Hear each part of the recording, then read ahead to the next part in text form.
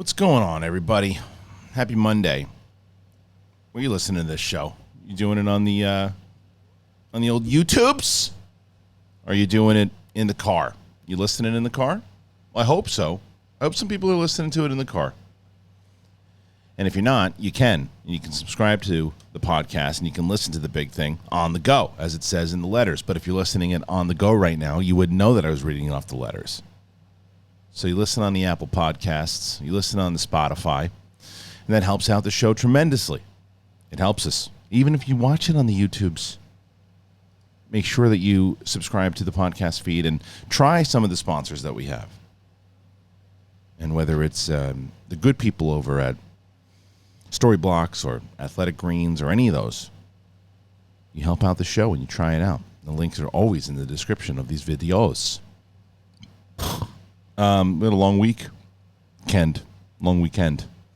Did a lot of cool stuff as far as shooting stuff, Schmodown and other things. But, and because of that, I'm actually taking the day off on Monday. I was going to do a live show, but I figured, you know what? I'm going to talk about the stories that are out there right now.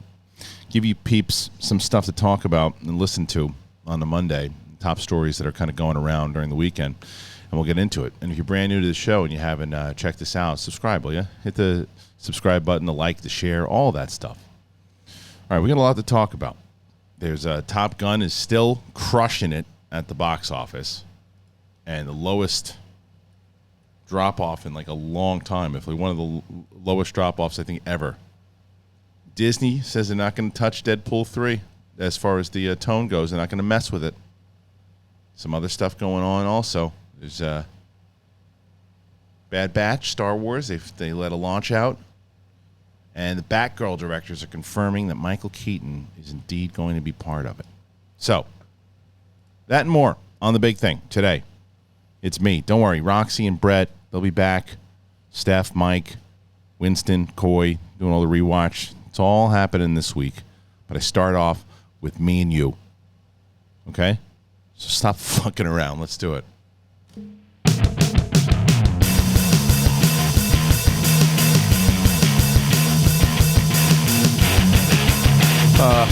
It's late or early, depending on when you're watching this. See this? I don't need it. All right. It is Monday.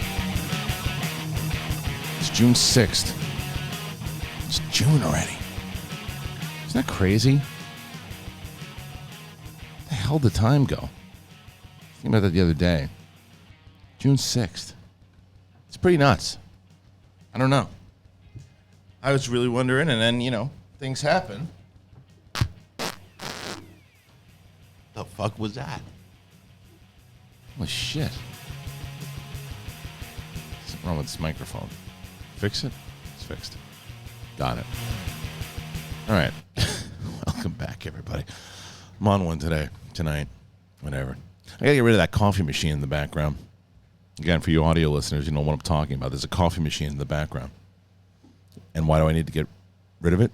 Well, why do you think? Because it's broken. Otherwise, why would I want to get rid of it? It just sits there like a stupid prop, doing nothing except collecting mold, fungus, like Kaiser's toes. All right. There's some stuff going on in the world of the movie news. Fine, we'll start with Bad Batch. Not what I was going to start with, but we can do that if that's what the world is telling me they want me to do.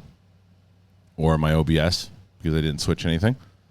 This is from the good people over at Dark Horizons. Although I think that Garth Franklin is the only one on Dark Horizons. The only one I ever see writing articles. Good for Garth. Guy's busy. Is he the only one doing stuff? We've been following Dark Horizons for like 10 years. From Mark and I were getting our news forever. Anyway, what the hell do you care? You don't give a shit. Disney Plus homepage has been updated to confirm that the second season of the animated series Star Wars, The Bad Batch, well, that motherfucker is going to launch on the service on September 28th. That's what Garth wrote. No, he didn't. A spin-off of Star Wars, The Clone Wars, the series follows the adventures of Clone Force 99. Hunter, Wrecker, Echo, and Tech finding their way around a galaxy under the thumb of Palpatine's empire. The new season also sees the return of fallen brother Crosshair. That sounded more like a Gary Busey emperor? What if Gary Busey was the emperor? Darth Vader, I need you to do me a favor. Go ahead and I need you to massage the left side of my earlobe where Mace Windu almost burnt it off from the electricity coming out from the power of my fingertips. That's right. I do not believe in Darth Plagueis' way to return from the death. I believe that you can come back from the death from a really powerful fart into the microphone in the beginning of a show. Thank you, Darth Busey. Anyway, first trailer of the series debuted a few days ago, Star Wars Celebration. But at the time, all that was revealed was a fall air date. I don't know why they did that. D. Bradley Baker stars as the voice as everybody. Michelle Ang plays Omega, and Rhea Perlman is back as Sid. Yeah, I don't understand why they would do that. Why? I mean, just release the date. It's funny. Like I have a pretty high score for Celebration overall this year. I thought it was pretty good, but there were a couple things I thought were odd. Like Kathleen Kennedy was given some news about Taika Waititi's movie on like a press line. No mention of it whatsoever. Showing Willow during a Star Wars panel when it should be saved for D23. You show a trailer for a show, but you don't release the date. Those are some of the criticisms, but there was a lot, obviously, if you saw our coverage on it, that we absolutely loved. But as far as Bad Batch goes, look, it makes sense. They got a lot of Star Wars shit coming out right now. You've got the first of all, you got Obi Wan. It's going to close up soon. We're coming to episode 4. Sorry, chapter 4. Not allowed to say episode 4. People got on me on that. Don't say episode 4. It confuses us. We can't tell the difference between TV and movies. So make sure you say chapter. Fine. Chapter.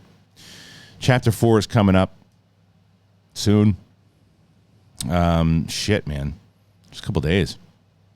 And then that'll end after chapter 6. Some people think it's like a surprise episode or something because of something Ewan MacGregor said. Why would they do that? Why don't they just say, hey, there's 8 episodes? Anyway, 6 episodes. It's going to air in June and then ends right in July. They've got, whether it's Miss Marvel and although that starts in June also, but it's going to carry into July. And then you cross over with She-Hulk, which is August, and then Andor starts. And Andor is going to be longer. It's like 12 episodes, so that's going to take you into November. But now you've got Bad Batch will also cross over with Andor. So that's your Star Wars stuff, because they announced that Mandalorian's not coming out until February. And what'd they say for Ahsoka? Like August or some shit? I don't remember when they did. Sometime in 2023. And then Acolyte. So you got 3 shows happening, Star Wars already. And maybe Bad Batch season 4, who knows? Or season 3, who knows? But it's so funny. It's a bummer, though. It's a bummer that there's already, this kind of silly fighting going on again with Star Wars. It was like too soon to be true, too good to be true. After Mandalorian, where it seemed everybody was on the same page, people started fighting with each other a little bit over Boba Fett, but now it's like that infighting thing again. I told you on my last show, maybe you didn't see it. I don't care. Let people fight. See people like it's such a different headspace than I was years ago. I see people come in here to talk some shit or throwing words around and doing all that. I don't have time. You just get people out of your life as fast as possible. Get rid of them. And look, you're allowed to dislike what you dislike. You're allowed to enjoy what you enjoy. But I think that should be yours. You shouldn't force what if you love something, you shouldn't tell people why they should love it, and they're wrong if they don't love it. The same thing. So I'm enjoying the show. There's a bunch of stuff about the Obi-Wan show that I'm not a massive fan of. One of those things, there's some questions people ask later. I don't know if I'm going to get to them, so I'll just get to it. If we repeat it, I apologize. I don't love the music right now in Obi-Wan. The main theme's pretty good. I was talking about this with a bunch of people. It's not that I dislike the music. I thought Kevin Kiner from Clone Wars and Rebels did it right. He didn't seem like every other composer that takes on Star Wars seems like they want to set themselves so far apart from John Williams because hey, it's John Williams and they want to respect it, they get it, but they want to separate themselves and make sure that it's so different that it takes away from Star Wars. I think like Kevin Kiner did it great. He had his own unique takes and his own themes that he came up with, and then he would combine it with classic themes. And you would hear throughout Rebels, you'd hear so many different of the classic themes, but then it would be combined with his stuff. And you got a little of that with Ludwig, although he came up with a bunch of things that you remember now, and right away. Remember when he started that theme for Mandalorian, people were like, it just sounds like Rocky or Creed or something though too, and it definitely has those themes. But then you got used to it, and it works. But I still think that the Luke stuff would have fit better if you would have tied in the classic like Force theme and stuff. And they stray away from it. I don't understand why they do that so much. And it's happening a lot in Obi Wan. There was spoilers for people who didn't see episode 3, or chapter 3. So I'm going to spoil it. But I think you have way more of an impact on this episode, and as great as it was, if you put the Imperial theme for Vader. I don't know why they didn't do that. Maybe they do it later on. I don't know. But again, trying to separate it, it's not like they don't have the rights for it. I thought that was that's the one big blunder of the series is the music so far. But the series itself, I really like. I mean, there's a lot of great performances. There's things that are the third one I thought was fantastic. It was stuff I've always wanted to see. Yeah, I think that people are harping on the why Vader didn't jump through the fire and all that stuff too. I'm looking at more so in the original trilogy stuff. He couldn't do super leaps and catch people. Remember in episode 4, the blast door closes on him. Why didn't he open the blast door? Nobody talks about that. Blast door closes. Why doesn't he just zoom it open with the Force? It's more so the original trilogy stuff. So, again, you can ask questions. It's part of it. So anyway, Bad Batch coming out when it comes out in, what the hell did they say, September 28th. A lot of stuff coming out, man. And then I think around the same time Black Adam comes out. Some good stuff. I'll tell you. But I'm not excited for it anymore. I'm hearing really bad things about this Jurassic World Dominion. And I'm going to see it tomorrow. I can't do I think I have a social reaction. I can do like an out of the theater reaction like tomorrow night, or I guess tonight. When you guys are watching this, you can do it tonight. But I'm hearing not good things. We'll see. Don't know. I hear rumblings, rumors, nothing official.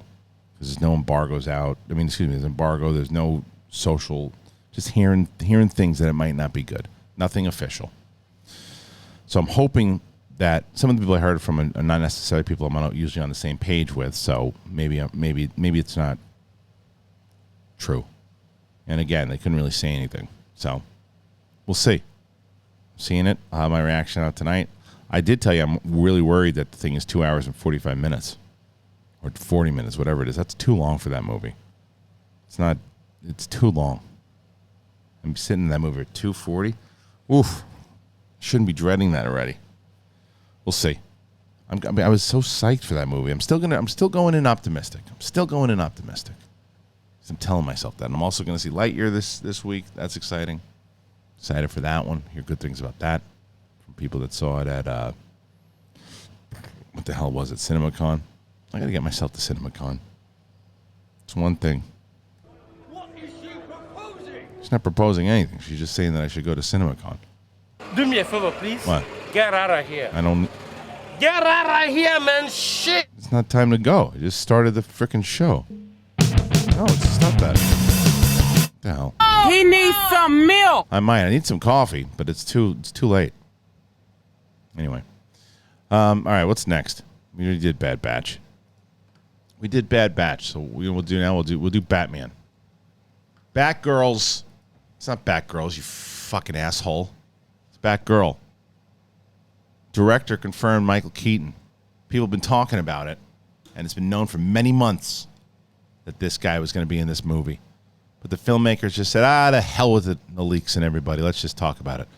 The filmmakers of the upcoming Batgirl, they confirmed that Keaton's back.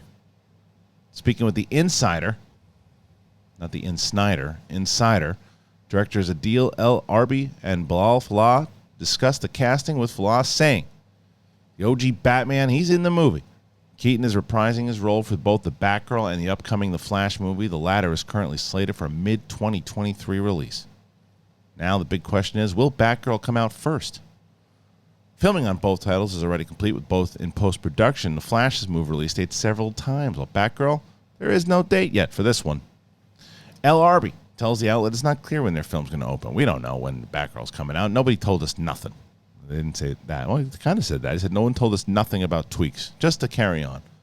The comments come in the wake of Variety's piece this week that says that Warner's is still proceeding as usual in regards to The Flash, and no plans to reshoot or dump it directly to HBO Max.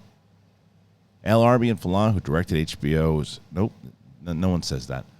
Who directed Bad Boys for Life, helmed several episodes of the upcoming Ms. Marvel series, which launches on Disney Plus on June 8th. So, speaking of Ms. Marvel, I'm going to have my episode 1 and 2 spoiler review out tomorrow morning. This is you can do social thought, so I guess this is a social thought. It's exactly what I thought it was going to be. It's a cute show for 10 to 15-year-olds with a good style in the realm of Scott Pilgrim with amazing performances, and the lead actress is awesome with tremendous energy.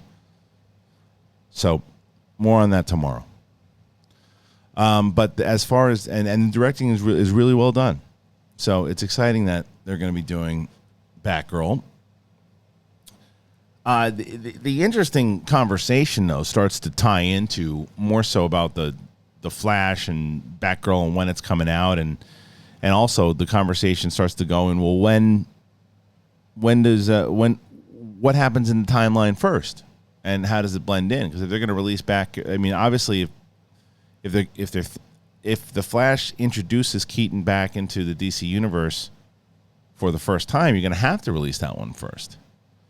And for people wondering whether or not, even asking the question if they were going to dump it onto HBO Max or reshoot it or anything like that, that's obviously because of all the Ezra Miller problems, or why they would do that in the first place. Because the smart move to do is obviously market around Keaton right now and how much he's in it, and you market around him, and it's his first return from the character since 92 when he played it in Batman Returns, and now he's coming back. So you try to and after the success of Spider-Man No Way Home, you take that shot. So I understand why they're still going to release it. Question is where they go farther on with the process of the Flash, or what they're going to do moving forward with Ezra Miller, if anything. So, but the confirmation, again, I don't know why you don't you confirm that right away. If it's leaking and then everybody kind of knows it's coming out, you confirm it. And I guess it's even more of the conversation. What comes out first? What do you guys think comes out first, Batgirl or the Flash? But wouldn't it make sense that it would kind of have to be the Flash if they're still planning on doing it the way that they're going to do it, unless they're going to dump it, which I don't think they're going to do. It's confusing right now.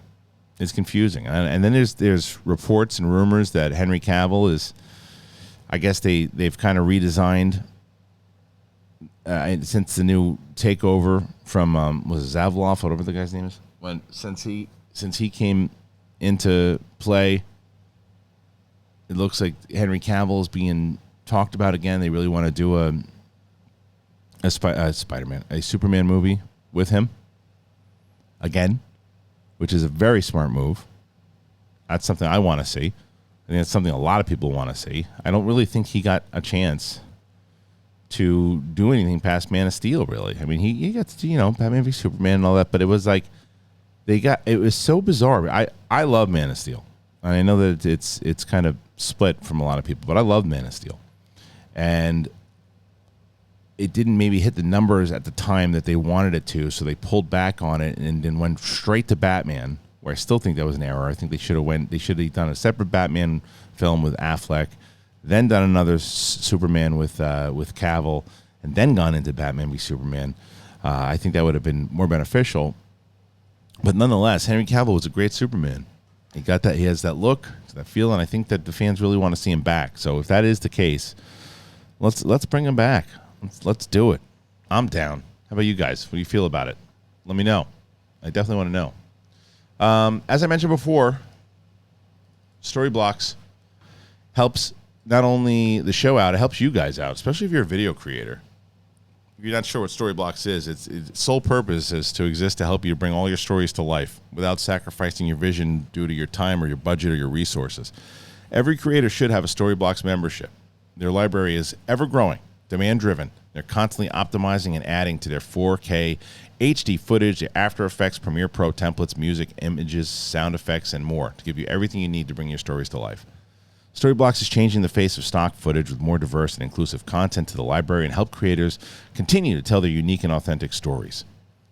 So they have an unlimited access, all-access plan that gives you unlimited downloads to over the 1 million assets in their library. You try out multiple options quickly and find the perfect fit so you can create more and spend less without sacrificing quality. Because video is the most effective way to capture an audience's attention, and as a result, modern storytellers are challenged with creating more video content at a higher quality, involving more voices in the process, and distributing on more platforms than ever before.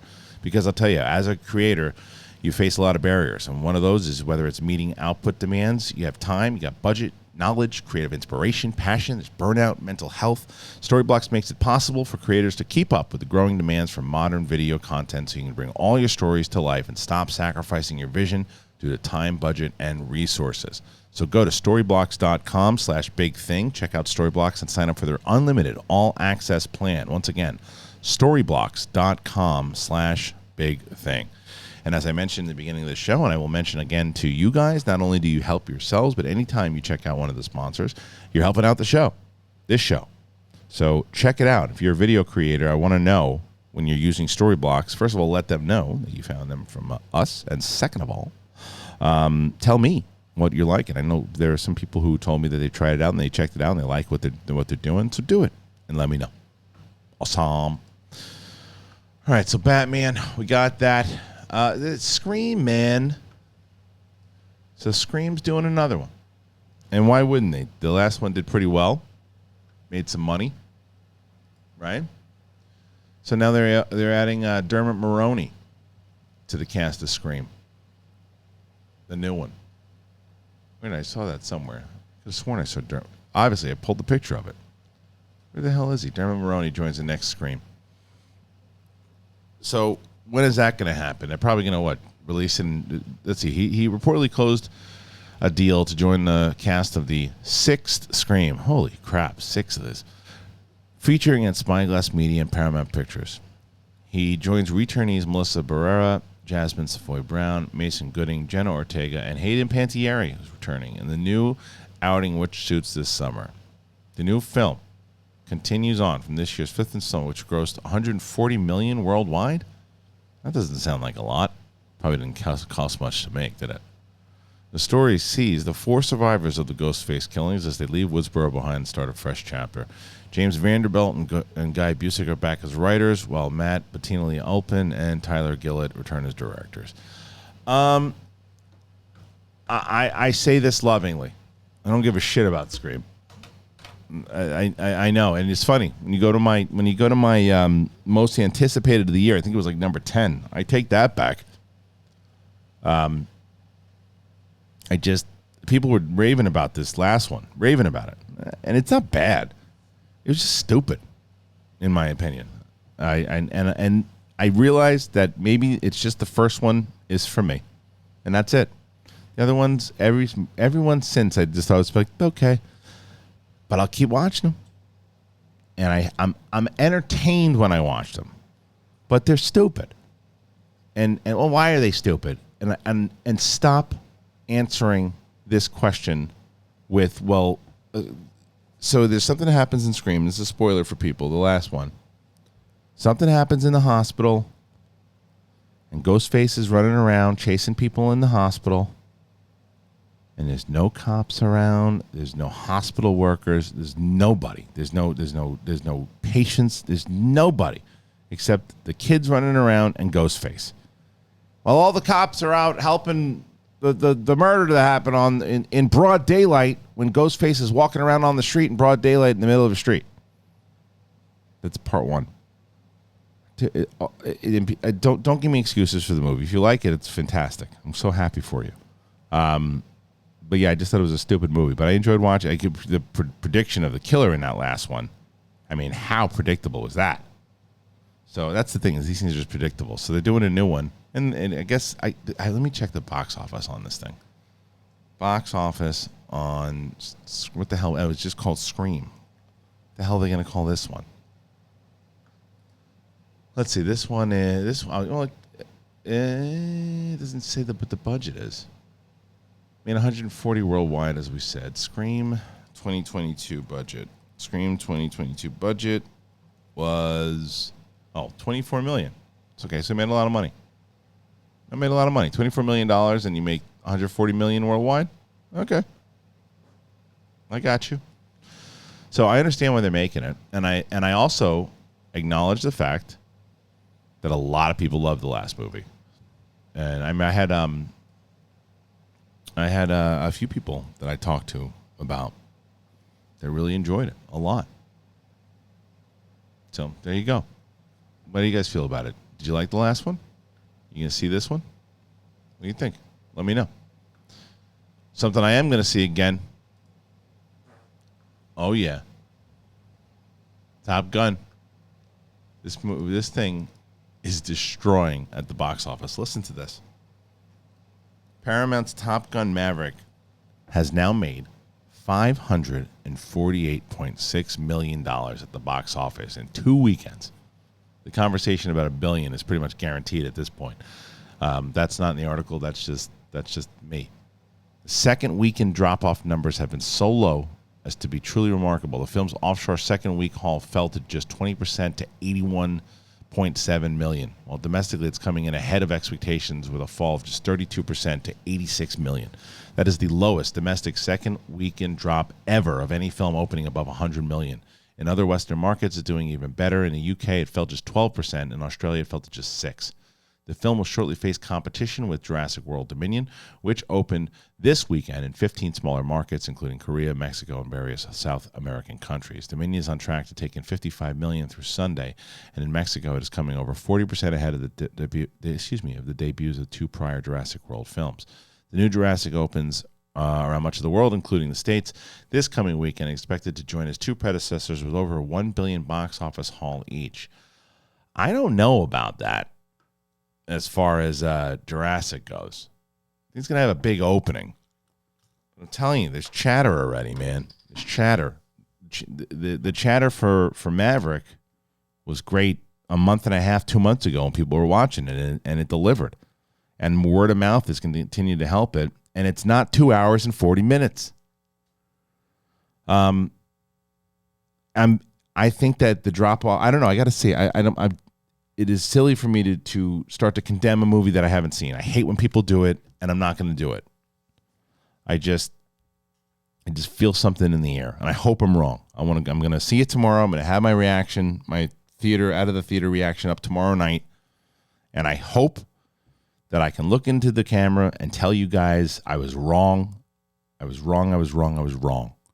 This movie's awesome, and it's a lot of fun, and go see it. That's what I'm hoping. I just got a feeling, and if that is the case, I think Maverick holds strong, and I think Maverick takes it out overall. Maverick right now at what the hell is it made so far? 548 billion, whatever. Billion, yeah, that's what it made. Million. That's incredible. That is incredible, because I don't think people expected it to do this kind, and this. Clearly, it's 548 million so far, with a domestic opening of 126 million. What was Top Gun Maverick budget? Top Gun Maverick budget was, wow, that is an expensive movie. $170 million to make that movie? Wow. That's expensive. Jeez. I mean, it's obviously a big hit, but dude, that's a lot of money. I think budgets, I mean, again, this budget was made before the pandemic, but budgets on movies are too much right now. And it's too much of a risk.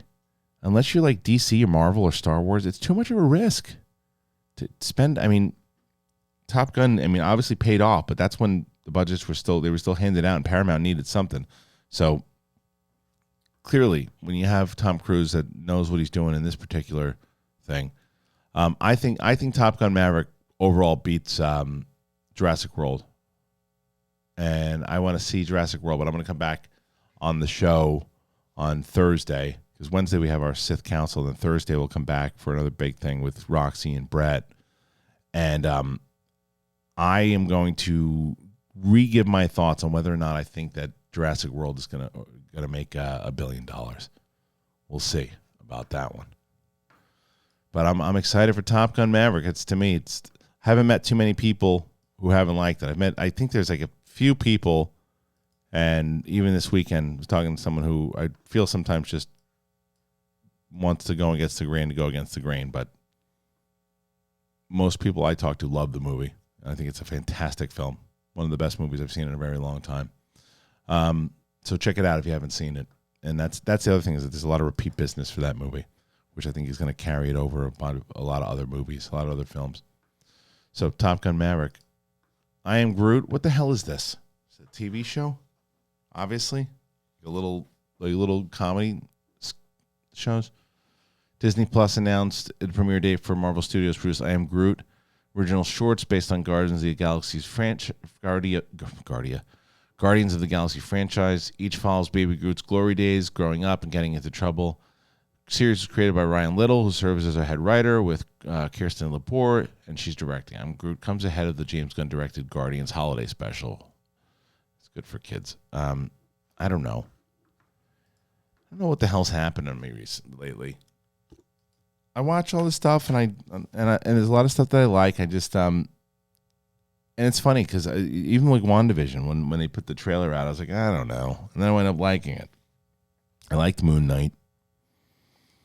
I saw Shang-Chi way too late because there was too much hype on that movie, and I feel that movie's overrated. It feels good. I think it's a good movie. I just feel it's a little overrated, but. Have I been like really? I mean, Moon Knight episode 5, I was wowed by. It was the last piece of, and I guess No Way Home was a lot of fun, but I haven't really been wowed by a Marvel thing in a bit. I enjoyed Loki. But I think right now, I still think the Batman is the best superhero movie piece of content right now that has come out. I would say, right? The other thing, yeah, Doctor Strange, didn't love it. Am I missing something? Probably am. Again, Moon Knight episode 5, I loved. Yeah, I think that's it for right now. This Groot thing, yeah, if it's funny, I'll check it out for sure. Oh yeah, Peacemaker. Peacemaker was still the beginning of this year. Those are the two things I thought were the best so far. And then WandaVision and Loki are up there. Something I want to talk about before a few more questions. Is there anything else that I want to talk about news-wise? Nah. Oh, yeah. Deadpool. Let's talk about this Deadpool thing. And then we'll move on to this other topic I wanted to bring up. But Disney says they're not going to impact Deadpool 3's tone. Rhett Reese and Paul Wernick, the duo behind the previous Deadpool movies at 20th Century Fox, want to reassure fans that the third won't pull any punches. Both scribes are working on a third entry for Sean Levy, who did Free Guy, with the project making the first to be made under the ownership of Disney. And speaking with The Hollywood Reporter, Wernick says Deadpool is going to be Deadpool, while Reese explains there are no plans to make the tone more family-friendly. They've been very supportive with regard to that. Now, when it comes to a particular joke, if we cross a line, maybe we will hear it at some point, but maybe not that joke. But I think that they've been incredibly supportive on what we're doing because, obviously, we were doing it separate from them for a long time, and I think they've seen the success, and they've had their own even greater success. So hopefully it'll be a marriage made in heaven, but we've got their support, and that's a great thing to feel. Reese also says we're absolutely finding the serendipity and the gold in terms of now being set up at Disney, but won't go into any story details. The pair penned the upcoming Chris Hemsworth-led thriller Spiderhead, which hits Netflix this month. All right, so that should be reassuring to people because I'm sure once they heard that, when Fox was bought by Disney, people were losing their minds thinking, well, what the hell's going to happen now with Deadpool? It's going to turn into PG-13, be a little more X-Men, be a little darker. but not the way that it was. And they're reassuring you, and they're saying, nope, it's going to be exactly the same. The reason why I think that those conversations that were happening must have been happening like earlier on. That's why you get like the code inside of when you go to Disney now, and you can get Daredevil and all these things. I think they're starting to prep more when they bought Fox to say, hey, we got to be able to expand. Now, the question is, are you going to see the Disney logo in front of it, or is it just going to be Marvel or MCU or whatever, or is it just going to be like they've done for other movies, whether it's like Avatar and everything too, maybe more so of a different banner, a different brand that they're going to do when they release it. I don't think you put Disney on it, and not for the protection of the brand. I think for the idea of when someone's sitting in a theater, it's off-putting for someone who's ready to see. I mean, because you think about the stuff that has happened in Deadpool, and you see that Disney thing pop up. I don't think you see a Disney logo pop up, and I do believe that they're gonna. You can't make that kind of announcement, and then it's family friendly. And you're asking. It's a recipe for disaster not to do that. So I do think that it'll be the same, and I think Sean Levy is going to make a great movie. I think he's a really, really good director. He's been making some great stuff lately, and I believe he just did the Adam Project with Reynolds as well. All right, the other thing I wanted to talk about, well, as I talked about Obi Wan before, and I talk about Stranger Things. I'm Stranger Things. I'm like, and I will do a review for Stranger Things. It's like episode 4. I'm on right now, and when I finish, I'll review the episodes that I've seen. Obviously, and it's just I'm not doing the binging. Just not. It's not possible for me. And I do think that Netflix needs to. I know how many people love it, and I know how many people love the idea that you can just go right through it. I think, and I've mentioned this before. I was the opposite of this many times over. I think it would help the Netflix shows if they started releasing them out weekly, like the way that HBO Max and Disney Plus does. I think it'll keep keep their shows in the conversation.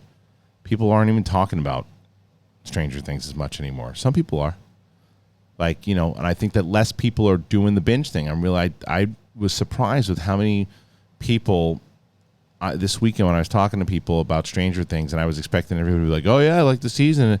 They're like, "Yeah, I'm on episode 3. I'm on episode 4. We just finished episode 2." Nobody's binging anymore. At least the people that I'm talking to.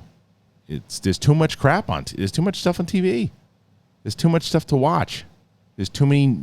When Stranger Things was coming out back in the day, the streaming wars hadn't really begun, and so I think they should switch it up. I think that'll help their shows. I think it'll get more people talking about it if it's week to week to week for Stranger Things or any of their shows. I think that'll help more. But either way, I know there's a lot of people who don't agree with me. I know that a lot of people love to binge it and just have it there. And be able to, instead of, like I said, people who are watching it, but they want to watch one a day, they don't have to wait a week, and I understand that. But what I will say, as far as quality-wise overall, I can't just put on Star Wars blinders because I'm a Star Wars fan. Stranger Things is a better-made show, I think, at the moment. I really do. I think the writing's better. I think that there's just it's better. I enjoy Obi-Wan more because I'm more invested in Star Wars. But I think overall, Stranger Things is a better show. It's just there's the less of it. It promised to be a movie, and it feels like a movie. Obi-Wan feels like TV sometimes. It does. There's times it feels like a movie, but there's times it feels like TV. And everybody talks about that scene in episode 1 in the chase scene in the woods. It's terrible. It's a terrible scene. It's the only part of the episode I really didn't like a lot. But because it felt like television and it was silly. If my 4-year-old was in the room right now, or even my 10-year-old, she ran. Now I can't run for shit, and I can still catch both of them easily.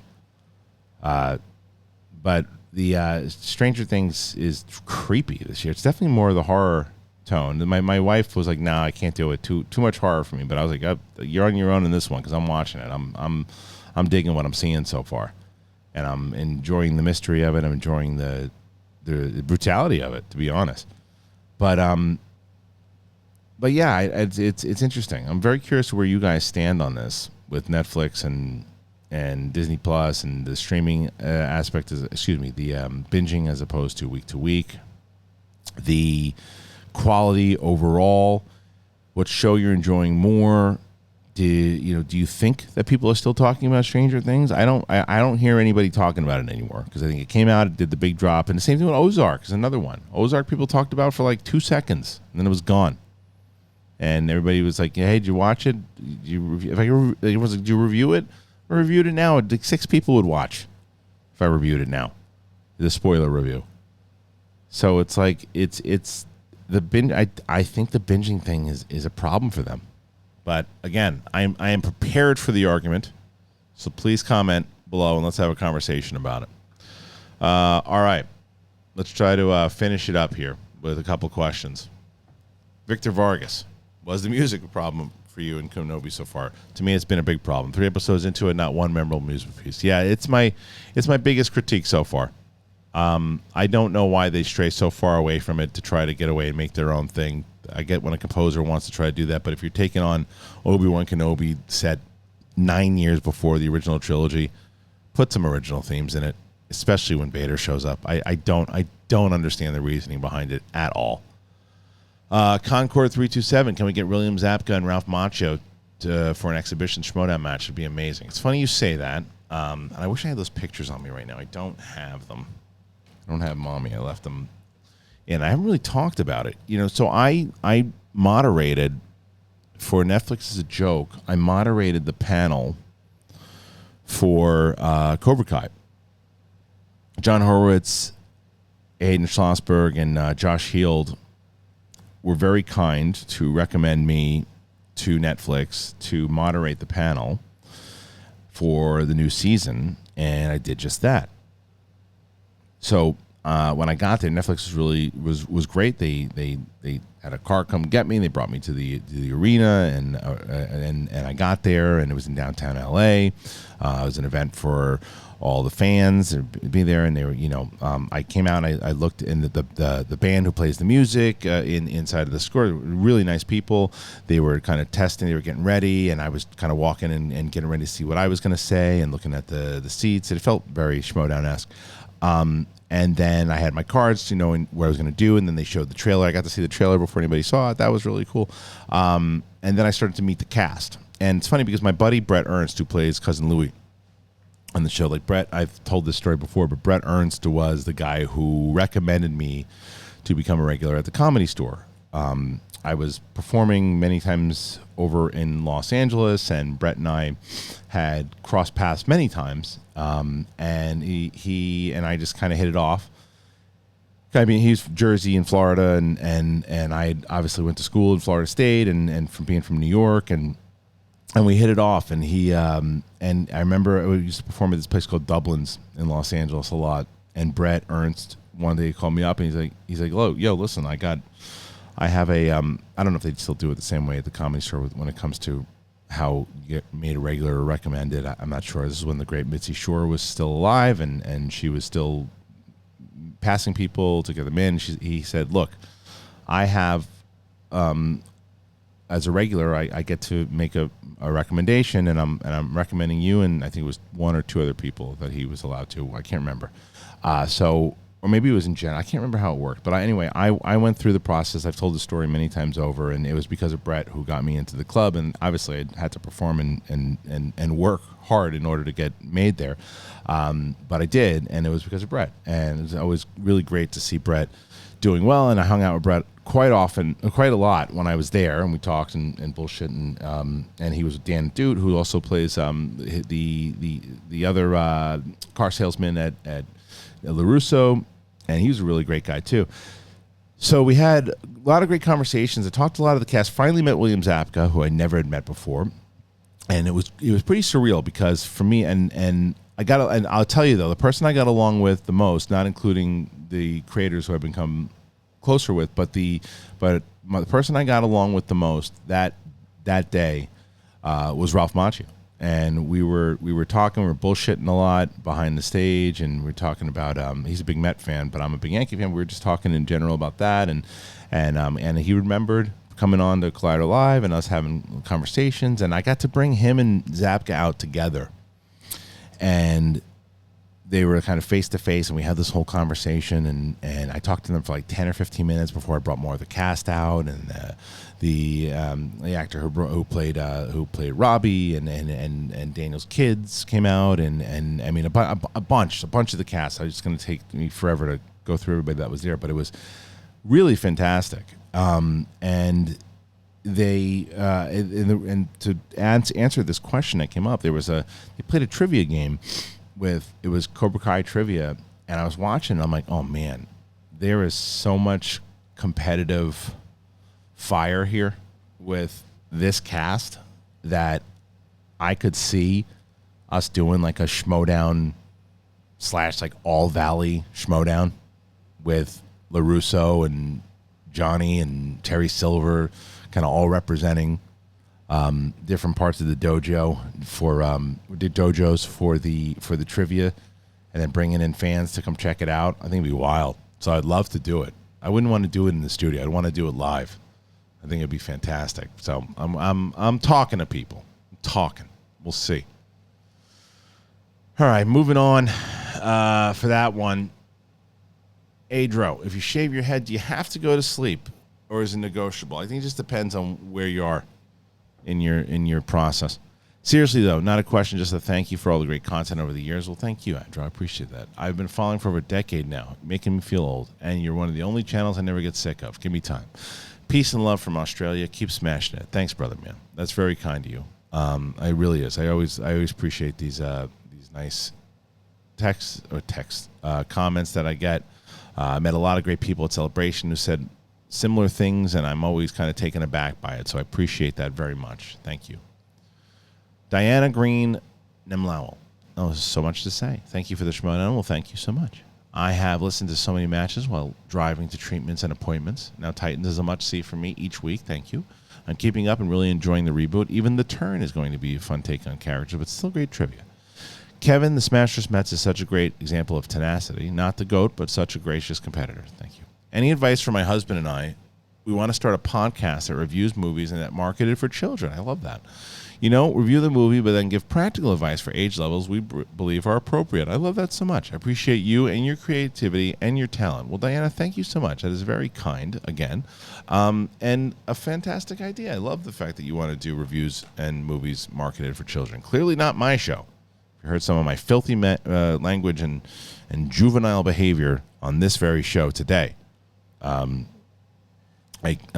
cringe when my 10-year-old told me that her teacher subscribed to the channel. All right, that's going to be an interesting parent conference, teacher. The next time we go into that one. But thank goodness she only has about a week left. Anyway, so yeah, listen. Advice, as far as advice goes, it's kind of cliche at this point, and it is really my answer when people ask me that question. It's, you have to just believe in what you're doing. You have to want to do it because you enjoy doing it, and you can't do it for the idea that you're going to make a big amount of money, that you're going to have a big audience right away. It's like, you got to be able to deal with the idea that you might just be doing a show in front of 10 to 15 people for a long time. And that's okay if you're enjoying doing it and you're having fun doing it, and you're commenting back and talking to those people, and hearing myself say this, it's essentially how the big thing was built, because SEN Live was essentially built because Collider Live was coming to an end for me, and I didn't want to stop doing a daily talk show, because that's the idea that I brought there anyway, and it's what I was doing. Collider Live was my idea, and I wanted to do it like that. It worked, and I didn't want to stop doing it. So the problem was that I didn't have the budget to pay people like I did at Collider, or like they did at Collider, to keep people on to come back every day. So I had to come up with a new idea. So I did that Schmobot thing and had the robot to keep donations, and it kept the show thriving for a while. But the problem is it hurt the content of the show. And where all this comes back to the question you asked is that eventually I didn't love it anymore. And I didn't like doing it anymore because it didn't feel like a show that I was doing anymore, and I was talking anymore. I was just doing donations and trying to figure fun ways for the audience to feel like they were involved enough that they wanted to donate to get some stupid impressions and other things too, because they felt like they were getting something for their bang for their buck. But it turned into more of like, a telethon, and I felt it at the end, and I wasn't loving it. So I had to shift and pivot, and then realize that by moving on to a channel that was smaller, I think when we moved everything to this channel, there was like 6,000 subscribers or something at the time. And I had to realize in a sacrifice that the big thing was not going to be the same thing. Like when we started SCN Live, the numbers I think were anywhere between 20 to 40,000 viewers an episode. And I had to take the realization that that number was going to be hit tremendously, and that I'd have to build it back up, and I'd have to try again to get, more people to start finding it and do more things and do short content and continuously try to improve it and learn new things and listen to the audience. And that is the true of 6,000 subscribers as much as it's to 16 subscribers. So when you're doing your show and you're trying to do your show and you're starting it out with your husband, find out what you like, what you're doing, what you enjoy doing, what you think that the audience that has found it enjoys. Ask them, talk to them, respond to them, have those conversations. And I believe that that's the greatest measure of success, and just put all your effort into it and try to improve. I mean, look, I am by no means a tech wizard. I am the opposite of that. But I've been teaching myself things, on OBS, and like trying to get the lighting better and the quality better. Like for the longest time, if you've been watching this show, I had the two damn black bars on the side screen of this thing forever, and I finally just figured out how to fix it myself, and it looks better. I think it looks better. I hope it looks better. Quality, people tell me it looks better, but it's like you're always evolving and changing. So hopefully that helps. I hope that helps you, and I hope that helps your husband, and I wish your show nothing but success. And I wish you guys nothing but success. This entire weekend has been a lot of fun. Now I hope the week is wonderful. Fun things coming up for us.